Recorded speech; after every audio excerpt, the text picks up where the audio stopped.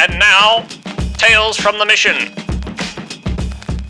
I'll start off. So this was in my second area. There was this woman.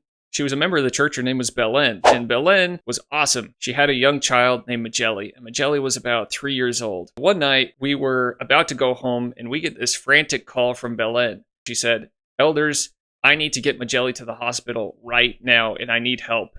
We ran over to her house, and she had packed everything up. She had Majelli ready to go. And so we're like, all right, let's get out of here. The thing is, it was so late at night that the buses had stopped running, and the hospital was in the next town over.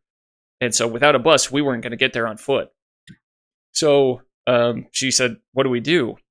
We decided to say a prayer. So we said a prayer, and we were like, please help us get there. Please help us find a way to get to the hospital. And as soon as we said amen and opened our eyes, a taxi cab pulled up right next to us and said, "Hey, can I take you guys somewhere?" And we're like, "Yeah." They start loading up into the taxi. I pulled my companion aside. I'm like, "How much money you got?" He's like, "I'm out of money." And I looked into my wallet. I only had 30,000 guaranis, which is roughly like $3. And a taxi is not going to take you anywhere for $3. And so I told the taxi cab, I said, we need to get to this hospital in this next town over, but I only have 30,000 guaranis. Is that enough? The guy said, give it to me. It's going to be fine. I'll take it. And so he took it. He got us over to the hospital, and everything worked out just fine. And so that was a really powerful moment to me, kind of going back to the cosmic timing of everything. You know, it's like there's a very specific plan that God has for every single one of his children, and that he cares about us, our concerns, our worries, and stuff like that. And he's going to put people in our path to help us. And he's going to make sure that miracles happen so that we can see his hand in our life, and so that we can pursue the path that he's laid out for us. That's incredible. Yeah. And, you know, I've never been to a third world country quite like that, you know, and to experience things like that. But, you know, taxi cab drivers, from my experience, are not charities. No, they don't. No. You know, they don't give people rides because they're bored. For well, pennies. We never saw taxis in that area. It was always just buses. So it was really random that a taxi just drove up. Wow, that's incredible. That's a great story. I have a story. I'll just dive in. Go for it. We were knocking in a neighborhood, and it was a neighborhood that we didn't want to be in. I think we got off the wrong bus stop or something like that. It was known for being like really kind of a dangerous place to be. So we decided that we'd just wait for the next bus. We saw an apartment building. My companion pointed it out. I didn't know that it was an apartment building. I thought it was empty. I thought it was condemned. It looked really bad. So yeah, I didn't know there's people in there. So we went in there, and we went to I told him, like, we only have time to like knock like one door, so just pick one. So we went all the way down to the hall, and we picked the left one instead of the right one. And we immediately started hearing two men in the door behind us, like hitting the wall and yelling at each other. Like there's some kind of domestic altercation happening between multiple men in the other apartment. So we were just really hoping that this guy would open up so we could go in, so we wouldn't, get caught up in something scary. So once we did go, this guy opened the door. It's just a single guy. He had no furniture. He had one couch and one coffee table, and the rest of the apartment was empty. And he invited us in, and he asked us if we wanted water. And my companion was very new to the mission, so he's like, "Yeah, sure." I was like, "All right." Like, he has nothing. The guy had one cup, so he went into the kitchen. He was washing out his cup, and we were sitting on the couch, and I saw a notepad on the coffee table. And it's one of my vices that I can be nosy sometimes. So I started, glancing at the notepad, and my French wasn't good at the time. So it took me a minute to kind of hash out what it was. But it turned out that it was a suicide note, that we had interrupted him writing the suicide note when we knocked on the door, which was crazy. So my mind kind of spun for a minute.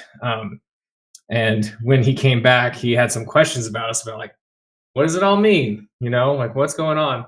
And my companion, he was dead set on teaching him about the Book of Mormon, right? He's like, it's all about the Book of Mormon. And I kept nudging him and saying, no. This is about a greater plan that God has for us, and the importance that we have of this life, to cherish it and to, feel his love, and the what comes after and how great it can be. this internal gift that he's given us. So I tried to pivot to the plan of salvation, and it took a minute of kind of like toe nudging and like knee tapping to like get my companion on board, Some like, coughing. hey, Yeah. it's not about the book right now. And we brought it, we gave him a Book of Mormon. We asked him to pray about it, and we shared some passages from it. But, we took that moment of revelation to say, like, this guy, and he asked many questions of like, why should I care? Why should I care about anything? What's the point? Religion's useless.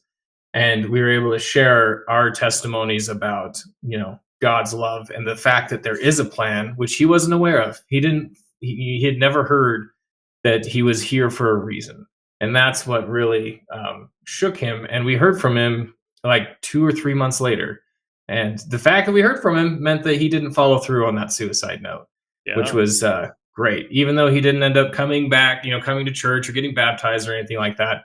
Just the fact that we got to hear his voice a couple months later was good enough for us. So, yeah, there's value in eternity. Something that keeps coming up in this episode here, which is great to see. Yeah. Wow, that's incredible that you were able to give him maybe a couple extra months. At life, least. At least, and that's great. And a book to read, So, and sometimes that's all people need when they're feeling really down, right? Like to this point about this video that we just watched, like living in the now can be hell. If he was in his own personal hell. And he needed to know that things would get better in the future, and sometimes all it takes is just something super small, something small as small as just like reaching out and saying, hey, can we share a message with you? It's like sometimes that can be a game changer for people. Just hearing an inspirational, uplifting message that tells people that there is hope for you and that there is somebody who cares about you. Yeah, I mean, look, like I wish the story was like that he got baptized and became, the next prophet. That'd be an awesome story. You had your Leahona moment. Yeah. Yeah, like I preached with such spiritual power that, his whole life was changed. But, the case was that we were there long enough to interrupt that dangerous train of thought that he was having. Yeah. And we were able to share with him that we loved him as children of God, from one child of God to another. And that we planted the seed of an idea in his mind that he has value, right? And that's something that is not inherent to the human experience that, Christianity teaches people, that we take for granted everywhere we go. Even these people who leave the church, I feel like, take that for granted. Yeah. That we teach a very solid principle, a very foundational principle that every soul has worth. And that little nudge helped him shift directions, at least for a little while. So.